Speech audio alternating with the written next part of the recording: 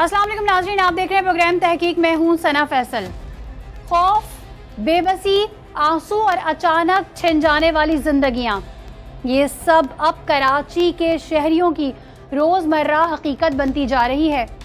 वो शहर जो कभी रोशनियों, रौनकों और उम्मीदों का मरकज़ था, आज एक दर्दनाक सच्चाई का आईना बन चुका है। यहाँ सांस लेना तो मुमकिन है, मगर महफूज जीना अब भी एक सवाल है। कराची की टूटी हुई सड़कें, बद इंतज़ाम ट्रैफिक, बढ़ते जराइम हर गुजरते दिन के साथ बढ़ते जा रहे हैं। ये सब शहर को एक ऐसे दहाने पर ले आए हैं जहां सफ़र करना ज़िंदगी से खेलने के मुतरादिफ हो गया है। गाड़ी चलाना हो या मोटरसाइकिल, हर मोड़ पर ज़िंदगी और मौत के दरमियान फासला चंद लम्हों का रह जाता है। हालात इस कदर संगीन हो चुके हैं कि कोई भी शख्स घर से निकलते हुए दिल ही दिल में ये दुआ करता है कि वो शाम तक अपने प्यारों के पास वापस लौट सके। दूसरी जानिब घरों में माएँ, बहनें, बेटियां, बीवियां पूरा दिन बेचैनी की कैफियत में गुजारती हैं। खौफ इस बात का नहीं कि दिन कैसे गुजरेगा, बल्कि इस बात का होता है कि क्या सब खैरियत से घर वापस आएंगे।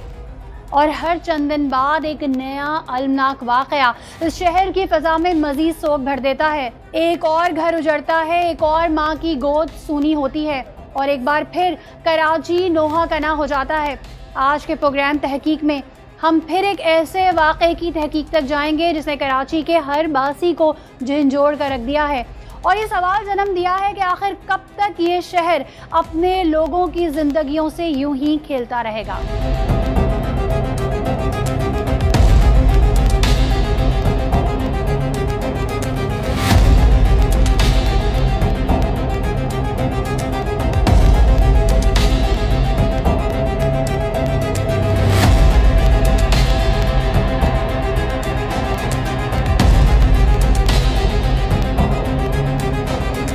कराची एक ऐसा शहर है जहां जिंदगी की दौड़ रोजाना नए इम्तिहान लाती है, मगर कभी कभी ये दौड़ अचानक खत्म हो जाती है। एक टकराती आवाज, एक लम्हे की बेएहतियाती और सब कुछ बदल जाता है। ट्रैफिक हादसे का ये वाकया ना सिर्फ एक घर का चिराग बुझा गई, बल्कि इस शहर की सड़कों पर रोज होती बेरहमियत को एक बार फिर बेनकाब कर गई।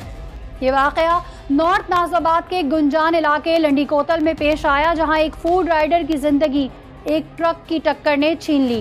बाबर वो नौजवान जो रिस्क की तलाश में घर से निकला था, अपने 7 बहन भाइयों के मुस्तकबिल के लिए, माँ बाप के सहारे के लिए एक छोटी सी मोटरसाइकिल पर लोगों के घरों तक खाना पहुँचाता था।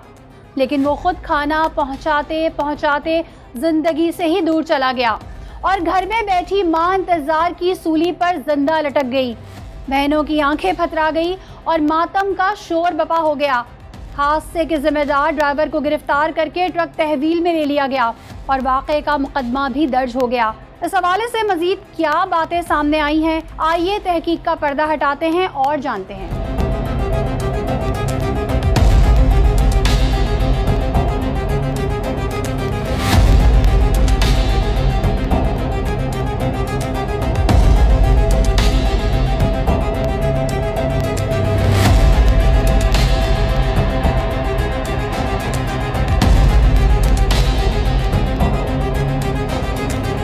नाज़रीन, सबसे पहले मैं आपको ये बाइक दिखाना चाहती हूँ। ये देख सकते हैं आप, ये होंडा 70, उसका क्या हाल हुआ है। एक बाइक जो कि लोहे की बनी हुई है, उसका इतना बुरा हाल हो चुका है कि चूर चूर हो चुकी है। इसकी हालत देखें, इसकी कंडीशन देखें। जब एक बेजान चीज़ का ये हाल हुआ है ट्रक के नीचे आकर, तो आप सोचें कि एक जानदार इंसान का क्या हाल होगा। वो जानदार इंसान जो कुछ लम्हे पहले सांसें ले रहा था, जिसके कुछ ख्वाब थे, जिसकी कुछ उम्मीदें थी, जिसकी कुछ ख्वाहिशें थी, क्या कुछ उसने अपनी ज़िंदगी के हवाले से सोचा होगा। 20 साला नौजवान बाबर जो कि इस बाइक पे सवार था और जो है डिलीवरी करने कहीं जा रहा था, फूड पांडा पे जॉब करता था, राइडर की जॉब करता था और कोई ऑर्डर डिलीवर करने जा रहा था कि इस ट्रक हादसे का शिकार हुआ। इस हादसे में उसके घर में कौन कौन है जिस वक्त तकलीफ़ में मुब्तला है, अज़ियत में मुब्तला है, ये हादसा कैसे हुआ था, किस तरह से हुआ था, किसकी गलती थी, पुलिस की इन्वेस्टिगेशन क्या कहती है। आज की तहकीक में हम ये तमाम चीज़ें आपको बताएंगे, लेकिन उससे पहले मैं चाहती हूँ कि एक नज़र, क्योंकि उस शख्स की बॉडी की जो हालत हुई थी वो तो आपको नहीं दिखा सकते हम, ना ही आप देख सकते हैं, ना ही बर्दाश्त कर सकते हैं, लेकिन सिर्फ इसको देखकर अंदाज़ा लगाएं। सवाल मेरा सिर्फ इतना सा है कि ये हादसात बढ़ते क्यों जा रहे हैं, इन हादसात पे काबू क्यों नहीं पाया जा रहा।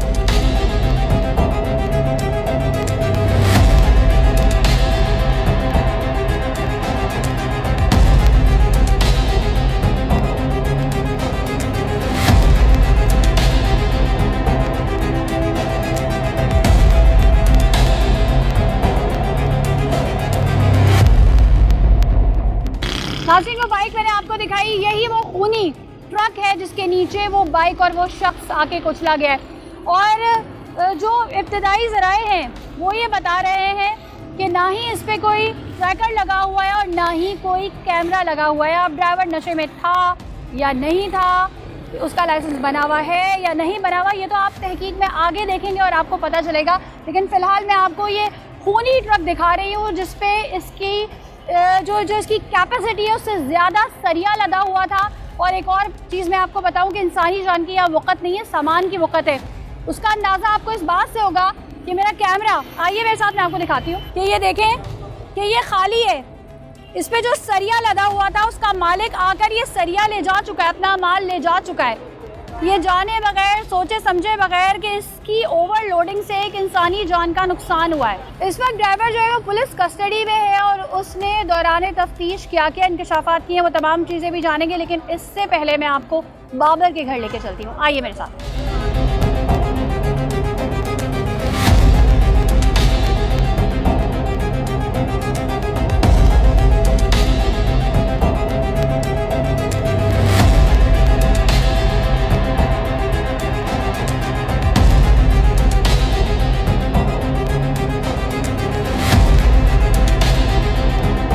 नाज़रीन, आज हम उस घर के बाहर मौजूद हैं जिस घर का कफ़ील जो था लोगों के घर पे रिस्क पहुंचाया करता था, लेकिन बदकिस्मती से जिस घर में रिस्क कमाने वाला था वो ख़ुद इस दुनिया से जा चुका है। और अब हम सुन रहे हैं, बयानात आ रहे हैं, चीज़ें आ रही हैं जो कि पहले भी आती रही हैं और अब भी ये कहा गया है कि किसी भी किस्म का कोई भी डंपर और जो है वो जो हैवी व्हीकल है, जब तक उस पर ट्रैकर नहीं लगा होगा वो रोड पर नहीं आएगी, और आएगी तो फिर उसका चालान भी होगा। लेकिन बदकिस्मती से ये जो हादसा हुआ है, इस हादसे में कहा यह जा रहा है, बताया ये जा रहा है जो ऐनी शाहिदीन है कि पहले एक कार ने टक्कर मारी थी। तमाम चीज़ें क्या हुई थी, क्या मामलात थे, आइए इनको पुरसा भी देते हैं और इनसे जानते हैं।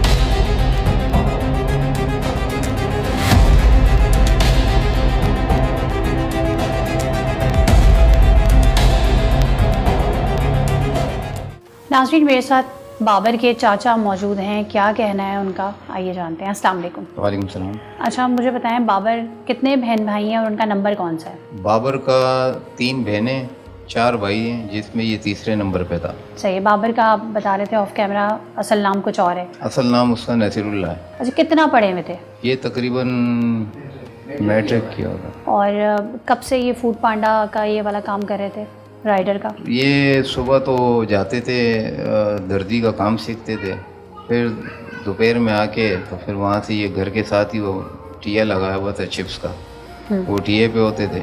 शाम में फिर ये भाई फैक्ट्री से आते थे, उनको छुट्टी देते थे, वो चला जाता था फूड पांडे में, वहाँ काम करता था। तो ये कि महीना कितना कमा लेते थे? ये तो मुझे नहीं पता क्योंकि मैं अलग रहता हूँ। सही है। तो मतलब इतनी मेहनत करते थे ना कि सुबह जाके टेलरिंग का काम सीखना, फिर दोपहर में अपना ठिया लगाना, फिर उसके बाद जब दूसरे भाई आ जाते थे, वो दूसरे भाई जॉब करते थे जी, वो फैक्ट्री में काम करते थे, वो आ जाते थे तो फिर उसके बाद ये वाला काम करते थे। तो रात कब तक वापस आते थे? रात को तो 2:30-3 भी बज जाते थे। माँ उसकी इंतज़ार कर रही होती थी कि माँ बोलती थी कि बाबर आए, तो मैं बहुत प्यार करती थी उससे कि आएगा तो उसी के साथ खाना खाऊंगी, वही सीढ़ियों में हाथ देगा और मेरे को ऊपर लेके जाएगा।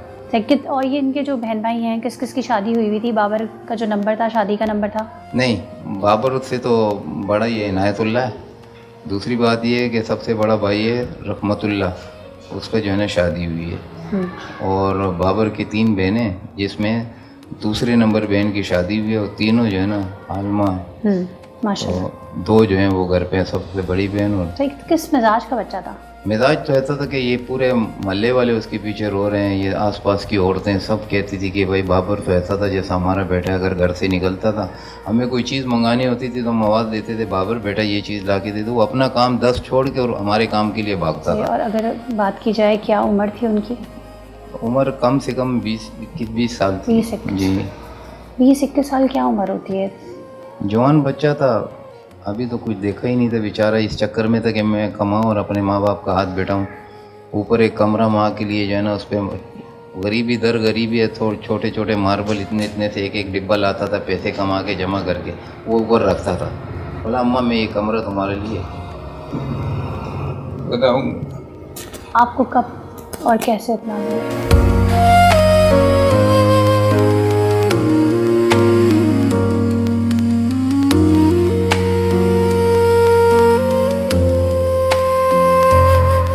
देखिए नाज़रीन, कितना मेहनत कश बच्चा, जो सुबह कुछ और काम करता था, दोपहर को कुछ और, फिर रात को कुछ और, किस तरह ये बता रहे अपनी माँ के लिए कमरा बना रहा था, क्योंकि मेहनत से कमाता था तो थोड़ा थोड़ा करके टाइल लेकर आ रहा था और वो कमरा बना रहा था। कैसे आपको इतना मिली इस अंधोनाक वाक़े की? मुझे इतना ऐसी मिली कि मैं अपने इसी भतीजे के साथ बैठा हुआ था, तो इसी ने मुझे बोला कि चाचा आओ ज़रा बाबर ऊपर अम्मा के लिए जो है ना आज मार्बल उसने लगाया। बोला कि थोड़े थोड़े पैसे जमा करता है और थोड़े थोड़े मार्बल लाता है, थोड़ा थोड़ा इस तरीके से सीमेंट लाता है ताकि अपनी माँ का दिल खुश करने के लिए। माँ को मार्बल के कमरों की ज़रूरत नहीं थी, पर वो बेचारी जो है ना उसका दिल लगी थी उसके साथ कि माँ के साथ कि भाई मैं अपने माँ के लिए कमरा बनाऊँ और वो खुश हो, और अपने माँ बाप का हाथ बैठाता था। 2 बहनें घर पे गैर शादीशुदा है, ज़ाहिर सी बात है बहनों का जायज़ ये वो लगा था कि भाई मेरे बहनें मैं अपने हाथ से जो है ना, बड़े भाई तो हैं मगर मैं अपने हाथ से जो है पैसे जमा सही करूँ। आपने कहा वो मैं उनके जो है भाई के साथ बैठा हुआ था, वो आपको तमाम चीज़ें बता रहे थे? जी वो मैं बैठा हुआ था, तो उस टाइम ऐसा हुआ कि भतीजे ने मेरे को बोला, फिर मैंने कमरा देगा, इतने में भतीजे के नंबर पे फ़ोन आया, मोहल्ले के ही बच्चे हैं दोस्त हैं, उसने बोला भाई जीशान नाम था, बोला आप कहाँ हो? उसने बोला मैं घर पे हूँ। बोला आपके चाचा कहाँ हैं? तो इन्होंने कहा वो घर पे मेरे साथ। बोला उसको दो। इन्होंने मुझे अपना मोबाइल दिया, तो जीशान ने बोला अंकल ये कहानी है और बाबर की जो है ना बोला एक्सीडेंट हो गया और इनसे दूर रहो, इन्होंने सुना तो नहीं है। मैंने कहा नहीं। तो बोला वो एक्सपायर हो चुका है, तो आप अब्बासी पहुंच जाओ। तो फिर हम अब्बासी जाने लग गए। फिर बच्चे को मैंने बोला, उसके भाई को इनायतुल्लाह को, मैंने कहा चलो जल्दी जल्दी मेरे पीछे आओ। बोला क्या हुआ चाचा मुझे बताओ तो सही। मैंने कहा बेटा मेरे पीछे बैठ जाओ गाड़ी पे, तुम चलो। बोले चाचा बताओ तो सही। मैंने कहा अपने अंदर हिम्मत रखते हो? बोला हाँ। मैंने कहा कलमा पढ़ो या अल्लाह मुझे हिम्मत दे। तो इन्होंने कलमा पढ़ा, हिम्मत क्या आवाज़ दी, अल्लाह से मदद मांगी और हम लोग वहाँ पहुँचे। मैंने इसको बताया, मैंने कहा भाई इसलिए मैं तुम्हारे को बता रहा हूँ कि अल्लाह से जो है ना मदद मांगो कि बाबर का इंतकाल हो गया। तो फिर वहाँ जब हम गए, वहाँ फिर पुलिस वाले अपने कार्रवाई कर रहे थे। मैं गया करीब बाबर का, तो वो पुलिस वाले ने मुझे बोला यार आपका क्या लगता है? मैंने मेरे सगा भतीजा है। तो बोला यार कपड़ा नहीं उठा इससे।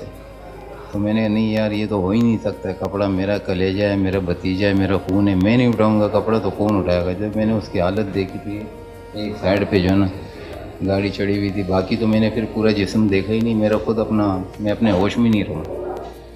तो बस उस टाइम पे जो है ना जो कागजी कार्रवाई थी वो हो रही थी। फिर मैं चला गया थाने, अपने मुद्दत में FIR काटने। ड्राइवर को पकड़ा था। ड्राइवर से मैंने पूछा लाकअप में, मैंने कहा यार ये तुमने क्या किया? तो कहने लगा यार मुझे नज़र नहीं आया।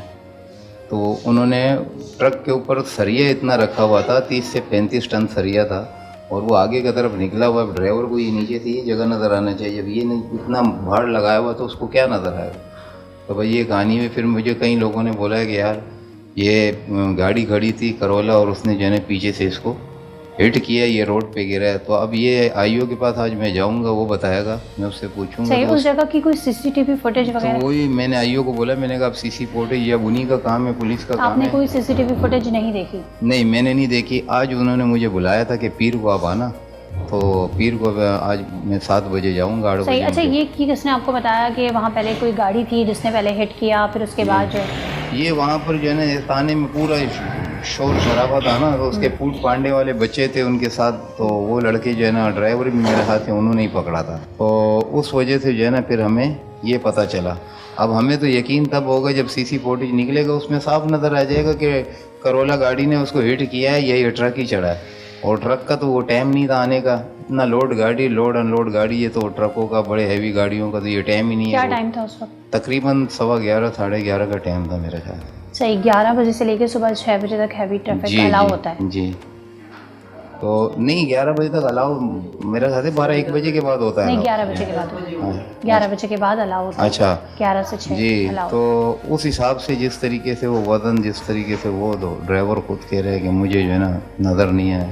ठीक, उन्होंने ड्राइवर का लाइसेंस और तमाम चीज़ें चेक की हैं? ये तो मैं आज जाऊंगा, तो आईओ से मेरी मुलाकात नहीं हुई है, तो आज जाऊंगा, वो मुझे बताएगा। क्या कहेंगे, हम अपने बच्चों को बड़ा करते हैं, फिर रोज़गार के लिए हम इन सड़कों पे भेजते हैं जिस पे सफ़र करने का भी हम टैक्स देते हैं, और इस शहर में रहते हुए हर जी। चीज़ को ख़रीदने का भी जी, टैक्स जी। देते हैं, और यहीं पर कभी मोबाइल छीनने के चक्कर में, कभी जो है वो डंपर गर्दी का शिकार हो जाते हैं, जी। कभी किस चीज़ का शिकार हो जाते हैं। क्या कहेंगे आप? बस हम तो ये कहेंगे कि कानून पे अमल दरामद होना चाहिए, और जिस तरीके से बाबर ऐसे कई माहों के गोदे उजड़ गई हैं आप लोग के सामने, आप लोग के तवज्जुह से लोग पूरी दुनिया में देखते हैं, तो हम तो ये कहते हैं कि इस पे पाबंदी होना चाहिए, इसके लिए कुछ ना कुछ होना चाहिए। अगर इस ट्रक वाले को क्या, कितनी दुनिया भी है, पिछले दिनों में, पिछले साल में कितने लोग चले गए, माओं के गोदे उजड़ गई हैं, और इस तरह टिश्यू पेपर की तरह समझते हैं अभी शायद। हम पिछले हफ्ते एक प्रोग्राम करके आए हैं जिसमें इसी तरीके से एक नौजवान दर्जी था जी। जो डंपर गर्दी का शिकार हुआ। जी,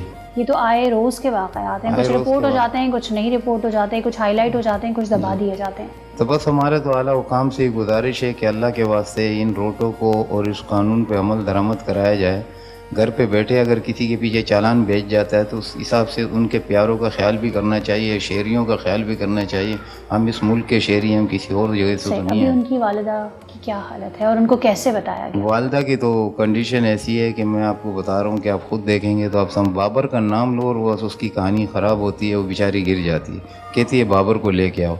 तो मेरी खुद 3 बेटियाँ हैं, बेटा नहीं है, अल्लाह की रहमत है। तो वो खुद कहती हैं पापा हमारा भाई हमारे को ला के दो, बाबर ला के दो। छोटी बेटी है मेरा 7 साल की, 8 साल की, वो रोती रहती है। अब क्या करें, अल्लाह को मंजूर था। नाज़रीन, ये अंधो ना खबर बाबर की वालदा को किस तरह से दी गई। मेरे साथ इस वक्त बाबर के भाई भी मौजूद हैं, आइए उनसे जानते हैं। नाज़रीन, मेरे साथ बाबर के भाई मौजूद हैं। इन्ना लिल्लाहि व इन्ना इलैहि राजिऊन। अल्लाह की चीज़ थी, अल्लाह ने वापस ले ली, लेकिन जिस तरह से ये हादसा रोनुमा हुआ और आपको किस तरह से ये इत्ला मिली? जी, हमारे एक दोस्त है, ज़ीशान ज़मीर नाम है, और उन्होंने मुझे फ़ोन किया कि आपके चाचू का नंबर नहीं लग रहा, बंद आ रहा है, आप अपना मोबाइल चाचू को दे दें। तो उस टाइम हम अपने घर पे जो काम हो रहा था वो चेक कर रहे थे चाचू। तो ये 10 साढ़े 10 बजे का टाइम था, तो मोबाइल मैंने चाचू को दिया है। तो उन्होंने चाचू को बोला है, तो फिर हम अब्बासी शहीद हॉस्पिटल गए हैं, तो वहाँ जो है ना इत्ला मिली कि वो एक्सपायर हो गए हैं। तो चाचू ने तो मुझे वहाँ जाके बताया, लेकिन जब वहाँ हम लोग गए तो वो जो है ना मुर्दा खाने में पड़े हुए थे। तो हमने जब उनकी हालत देखी तो हमने देखा तो नहीं गया। बहरहाल फिर हम कहाँ चोटें वहाँ आई से थी उनको? उनके जो लेफ़्ट साइड है, यहाँ सर से लेके नीचे पैर तक के जो है ना ये पूरा ये वाला साइड पूरा डैमेज हो गया था। बाकी ये वाला साइड जो राइट हैंड है वो सही था, लेकिन ये यहाँ से लेके नीचे पैर तक के पूरा। अच्छा, उनके दोस्त को किसने इत्ला दी थी? क्या उनके पास से कोई मोबाइल फ़ोन मिला था? क्या हुआ? नहीं, मोबाइल फ़ोन तो नहीं था, कुछ भी नहीं था। बाकी जो है ना वो इनके जो हमारे मोहल्ले में एक आरिफ भाई हैं, उन्होंने इनको भर्ती किया था फूड पांडा में ना, तो उनके पास इत्ला आई थी। तो फिर वहाँ पे हमारे बासी में एक वकास भाई हैं, शायद वो इन्वेस्टिगेशन करते रहते हैं, उन्होंने फिर इत्ला दी है ज़ीशान भाई को। तो ज़ीशान भाई ने जो ना हमें चाचू को इत्ला दी है, फिर हमें जाके पता लगा। और इस तरह फिर हमने जो ना वालदा को 2 दिन तक बताया नहीं था। हमने कहा कि उसका एक्सीडेंट हुआ है और हॉस्पिटल में। तो दिन रात यहाँ बैठी रहती थी कि कब लेकर आओगे। हमने इत्ला नहीं दी थी उनको। आपने घर आके किसको बताया था? हमने घर आके सिर्फ पहले मेरे चाचू ने वालिद साहब को बताया, उसके बाद हमने अपने चाची वगैरह को बताया, फिर उसके बाद बहनों को बताया और अम्मी को सबसे एंड में बताया। और किस तरह से बताया? पहले आपने कोशिश की कि उनका माइंड प्रिपेयर करें कि उसका एक्सीडेंट हुआ है, उसकी हालत तो सही नहीं है। उन्होंने बोला मुझे मिलने जाना है, अपने बेटे को देखना है। जी, वो तो 2 मरतबा इसी चक्कर में हमने उनको वो किया, लेकिन वो बेहोश हो रही थी बार बार। और हम रात को उनको जो है ना किसी बहाने से नींद की गोलियां देते थे तो वो जाके सोती थी, वरना तो बहुत बुरा हाल होता था। न खाती थी न पीती थी। फिर उसके आपने कहा बाद 2 दिन तक नहीं बताया, तो 2 दिन तक क्या वो जो जिस उनकी दिन डेड बॉडी एक्सीडेंट थी? हुआ है, जिस दिन उनका एक्सीडेंट हुआ है वो दिन पूरी रात हमने निकाली है, फिर दिन भी हमने निकाला है। फिर हमने जब उनके 6 बजे नमाज जनाजा हो रहा था, जब ऐलान हुआ है तो भी उनको पता लगा है, तो तब से फिर उन्होंने चिल्लाना शुरू किया। जब हमने दिखाने लेकर आए ना, तो उस टाइम फिर उनको हम लोगों ने बता दिया कि इस तरह ये उनका जो ना पता नहीं लगा था और ये जो ना हॉस्पिटल में थे और इंतकाल हो गया। पूरी बात नहीं बताई, फिर अब जाके बताया पूरी बात। तो जब उन्होंने सुना उनकी क्या हालत थी? तो हालत तो अभी भी ऐसे ही है। अगर बाबर का नाम कोई घर पे ले ले तो बस फिर तो ना उनका संभालना मुश्किल हो जाता है, बहुत मुश्किल। क्या कहती हैं वो? कुछ भी नहीं कह पाती हैं, बस रोती रहती हैं कि मैं मना करती थी और वो कहते थे कि बस आज जाऊंगा, बस उसके बाद नहीं जाऊंगा। वो मना करती थी इस जी जॉब से, जी क्यों? जी, वो इसीलिए मना करती थी क्योंकि ये जो ना तकरीबन 8 बजे 8:30 बजे के बाद जाता था और फिर कभी 3 बजे आता था, और जिस दिन काम ज़्यादा होता था उस दिन कभी कभार फजर की नमाज़ के बाद आ जाता था। तो अम्मी वहीं पे बैठी रहती थी, उनका इंतज़ार करती थी, खाना वगैरह भी उसी के साथ खाती थी, और जब भी कुछ भी होता तो मेरी वालदा को बताता था, हमें कुछ भी नहीं बताता था। उनके साथ बहुत ज़्यादा उनका लगाव था और इस वजह से कुछ भी नहीं होता था हमसे। सही, अक्सर सुनते होंगे इस तरह के हादसात, लेकिन नई खबर थी कि हमारे साथ ये इंसिडेंट हो जाएगा। जब हुआ तो क्या महसूस हुआ? क्या कहना चाहेंगे आप आला हुक्काम से, इदारों से? किसकी गफलत है, किसकी नाअहली है, किसको कसूरवार समझते हैं? ये तो हम रोज़ सुनते हैं, ये एक दफ़ा थोड़ी है जो खाली आज हमारे साथ हुआ है। अब परसों की बात है कि जो ना मेरे भाई के दूसरे दिन ही जो ना एक डंपर वाले ने 2 फैमिलियों को और मारा है उन्होंने। इसकी तरह अभी कल रात को एक और एक्सीडेंट हुआ है। ये तो रोज़ आए दिन होता है, हर जगह होता है, और सिर्फ कराची में ही होता है क्योंकि कराची में कोई ट्रैफिक का कोई मामूल और कोई हिसाब किताब नहीं है, क्योंकि इनकी टाइमिंग रात को 11 बजे 12 बजे के बाद की है। ये 10 बजे 8 बजे से, बल्कि 6 बजे से निकल जाते हैं। 6 बजे से इनका निकलना शुरू होता है और ये पूरी दिन और रात लगे रहते हैं, और ये बस उनको खुश करते रहते हैं जो ट्रैफिक पे खड़े रहते हैं, जो पुलिस हुक्मा में अगर ट्रैफिक वाले हैं कोई भी हैं तो वो इनको कुछ भी नहीं बोलते, बस उनका अपना ख़र्चा पानी चलता रहता है और ये लोग लगे रहते हैं। किसी को कोई कुछ मतलब मना करना होता ही नहीं है। कि चालान सिस्टम है, कैमरास के जरिए सब पे नज़र रखी है। इवन के जो बंदा गाड़ी ड्राइव कर रहा है उसके साथ वाला जो बैठा हुआ है उसने भी अगर बेल्ट नहीं लगाया तो चालान आ रहा है। तो ये अगर ये हैवी व्हीकल्स टाइम से पहले रोड्स पे आ रही हैं तो ये क्या इनको नज़र नहीं आ रहा? ये इनको असल में कहाँ नज़र आता है? ये इनको अगर नज़र आता तो आए दिन एक दिन और हर मतलब घर से बाबर थोड़ी ना जाता। अगर इस तरह होता, अगर ये अपने टाइम पे 12 बजे निकलते या 12 बजे के बाद निकलते तो ये हादसा थोड़ी ना होते, क्योंकि उस टाइम तो लोग आते हैं आराम करने के लिए आते हैं, वो अपने घरों आ जाते हैं, सब कामों से आ जाते हैं, तो उस टाइम इतना मसला नहीं होता है। ये आते हैं और उनका जो ना टाइम टेबल मतलब टाइम अगर रख भी दें तो उनका टाइम नहीं होता, वो अपनी मर्ज़ी से निकलते हैं और ऊपर से नशे में भी होते हैं, नशा करके निकलते हैं, चरसे पीते हैं, शराब पीते हैं, उनको पता ही नहीं लगता कि हम जा कहाँ रहे हैं। उन्होंने 35-40 टन सरिया लोड किया हुआ, उनको पता ही नहीं है कि मुझे क्या नज़र आ रहा है। जैसे वो घोड़े का बंदा वो बांधता है ना यहाँ से आंखें छुपाने के लिए, इस तरह वो छुपे रहते हैं, उनको सिर्फ आगे नज़र आता है, उनको पता थोड़ी चलता है कि यहाँ कौन आ रहा है वहाँ कौन आ रहा है। वो तो अपना सीधा जा रहे होते हैं, बस उनको सिर्फ आमने सामने कुछ भी नज़र नहीं, सिर्फ सीधा नज़र आ रहा होता है उनको। इतना एक लोड अच्छा करते हैं। इक़दाम ये है कि ट्रैकर का कहा गया है कि जी जो हैवी व्हीकल्स हैं, वाटर टैंकर्स हैं, उनमें ट्रैकर लगाए जाए, लेकिन साथ साथ ये भी ज़रूरी है कि इस चीज़ का भी चेक एंड बैलेंस रखा जाए कि जो शख्स जो है ये डंपर या ट्रॉलर या ये जो हैवी व्हीकल्स ड्राइव कर रहा है उसका लाइसेंस कब का है, वो नशे में तो नहीं है, कितने घंटे से ड्राइव कर रहा है, उसमें जो माल लोड हुआ है वो कितना माल लोड हुआ है, क्या ओवरलोडिंग तो नहीं है, क्योंकि ओवरलोडिंग भी हादसात का सबब बनती है, जिस तरह से इस वाक़े में हुआ। मेरे साथ बाबर के और भी घर वाले मौजूद हैं, उनका इस हवाले से क्या कहना है आइए जानते हैं।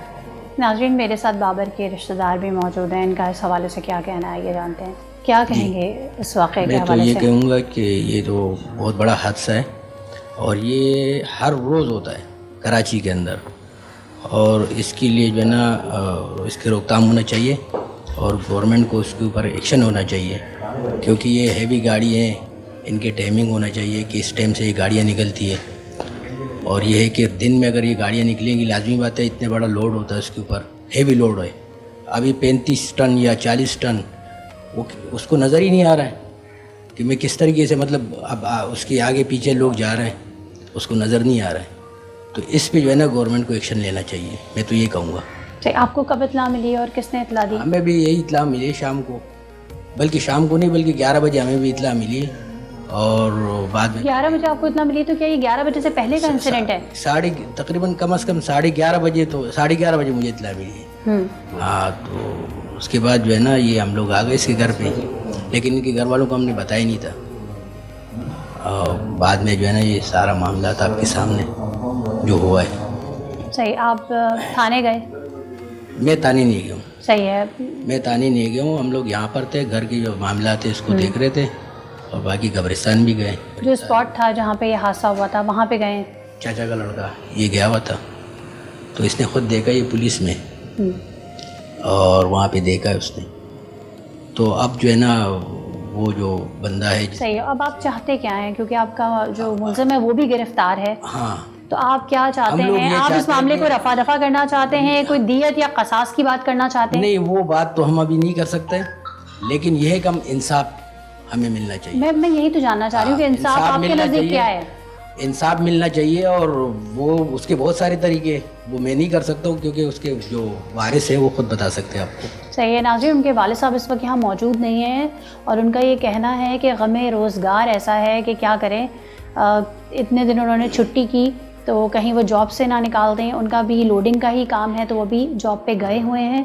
कहा था जब हमारी उनसे बात हुई थी तो उन्होंने कहा था वो आ जाएंगे, लेकिन अभी पता चला है कि वो कहीं बहुत दूर हैं इधर से, तो इसलिए नहीं आ सकते। और वालिदा का उनका कहना ये है कि वालिदा तो बाबर का नाम सुनते ही बेहोश हो जाती हैं, उनको संभालना इंतहाई मुश्किल हो जाता है, तो वालिदा से तो बात करना मुमकिन ही नहीं है क्योंकि वो बाबर का नाम भी नहीं सुन सकती और वो बस बाबर के गम में ही निढाल है। और ये भी इन्होंने बताया कि इन्होंने तकरीबन यानी कि जिस दिन ये हादसा पेश आया वो दिन इन्होंने नहीं बताया, उसका अगला पूरा दिन नहीं बताया, और फिर बताना यूँ ज़रूरी हो गया कि फिर जब बाबर का जनाज़ा आया तो वालदा को बताना ही पड़ा कि बाबर के साथ क्या हुआ है। इस हवाले से पुलिस का क्या कहना है, इन्वेस्टिगेशन कहाँ तक पहुँची है, वो जो ड्राइवर जिसका कहा यह जा रहा है घर वालों के मुतालिक, जो घर वालों का कहना है कि ओवर लोडेड ट्रक था, तो वो पुलिस का क्या कहना है इस हवाले से, और तमाम क्या मामलात हैं, आइए जानते हैं।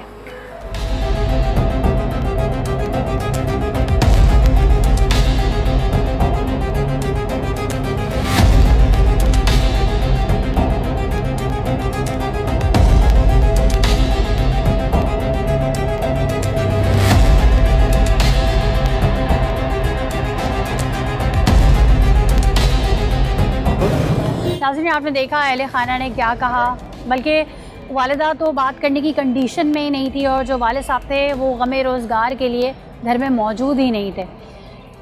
फैमिली इस वक्त दुख, दर्द और बेबसी से गुज़र रही है और इस वक्त हम तैमूरिया थाने में मौजूद हैं ताकि ये जान सकें कि पुलिस की इन्वेस्टिगेशन कहाँ तक पहुँची है और जब पुलिस को इस वाक़े की इत्ला मिली थी तो उन्होंने क्या मंजर देखा था, क्या वहाँ से तमाम शवाहिद जमा किए गए। आइए मेरे साथ।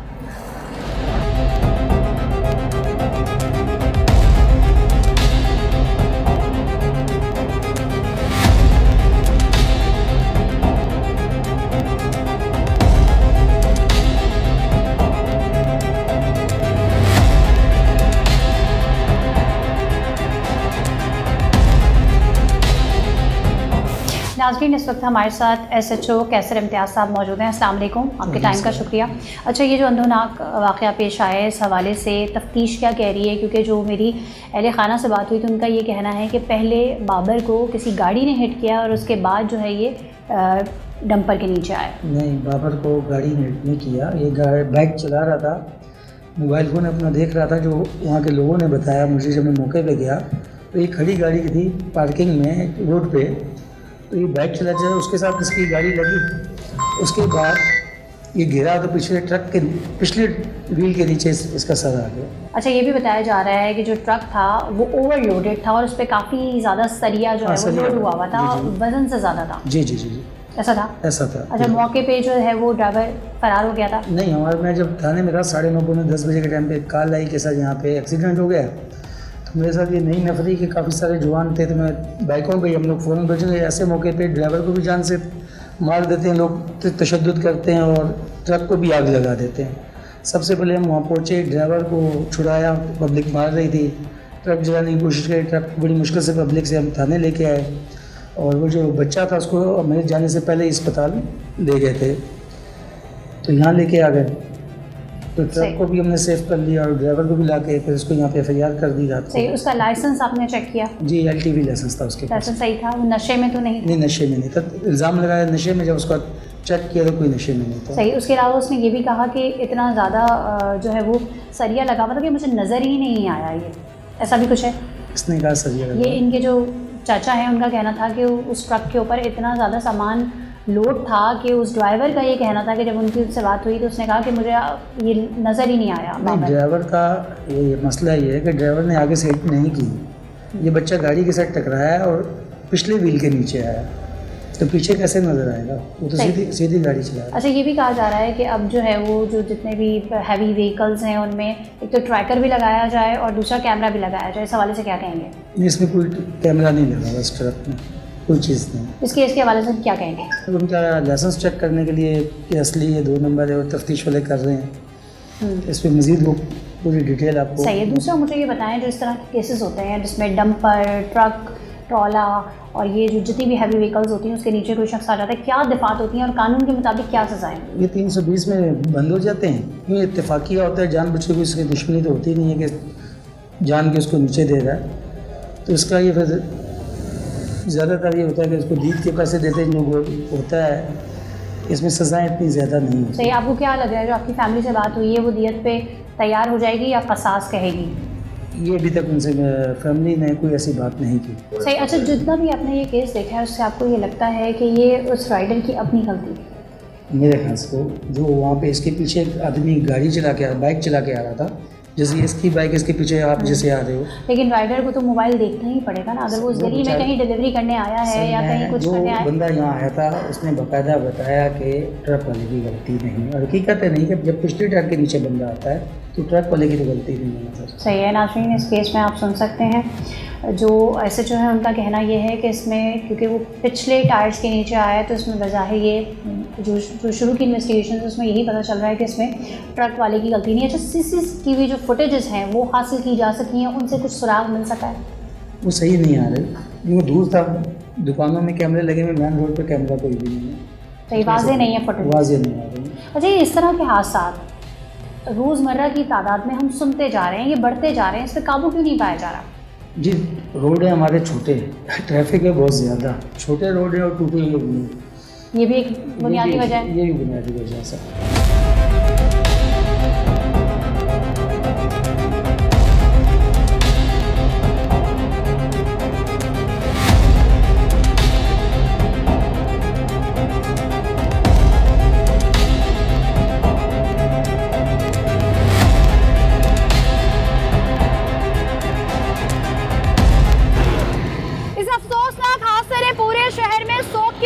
कर दी है और अवाम अब ये सवाल कर रही है कि आखिर कब तक एक के बाद एक जनाजे कब्रिस्तानों में दफनाए जाते रहेंगे? आखिर कब तक मासूम जिंदगियां बेकाबू डंपर्स, ट्रक और वाटर टैंकरों के पहियों तले कुचली जाती रहेंगी? रोजाना एक हादसे की खबर, एक जिंदगी का खत्म होना सिर्फ उनके अहले खाना ही बता सकते हैं जो इस सारे गम से गुजरते हैं। सारी उम्र का रोना, दुख और यादें उनका मुकद्दर बन जाती हैं। हर रोज की ये खबरें, हर हादसे की तस्वीरें और हर मातमी सन्नाटा एक वाज़ा पैगाम देता है कि हमारी ये सड़कें खतरे से खाली नहीं। लेकिन सवाल ये है कि कब तक ये खतरा नज़रअंदाज किया जाता रहेगा? आखिर कब तक इस शहर की सड़कें मौत का पैगाम देती रहेंगी? कौन है आखिर इस शहर का वारिस जो शहरियों को तहफ़्फ़ुज़ का एहसास दिलाएगा, हर माँ को उस खौफ से निजात देगा जो उसे अपनी औलाद छीनने की बेचैनी में मुब्तला करके रखती है? हर लम्हा ये खौफ शहरियों के दिलों में घूम रहा है कि अगली टक्कर, अगला हादसा और अगली मौत किसका मुकद्दर बनेगी? अगला जनाजा उनके घर की दहलीज से ना उठे, क्योंकि किस पल क्या हो जाए ये किसी को नहीं मालूम। और शायद ये सवाल पूरे शहर के लिए अभी भी जवाब तलब है कि कौन है जो इस अंधेरों और खौफ की लहर को तोड़कर शहरियों के लिए रोशनी लाएगा, या फिर शहर की ये सड़कें मजीद खून में नहा जाएंगी? क्योंकि जाहिर हर चीज़ नहीं बताता और सच हमेशा नज़र नहीं आता। सना फैसल को इजाज़त दे, फिर मुलाकात होगी किसी नए राज, नई कहानी और नई तहकीक के साथ। अल्लाह हाफ़िज़। है।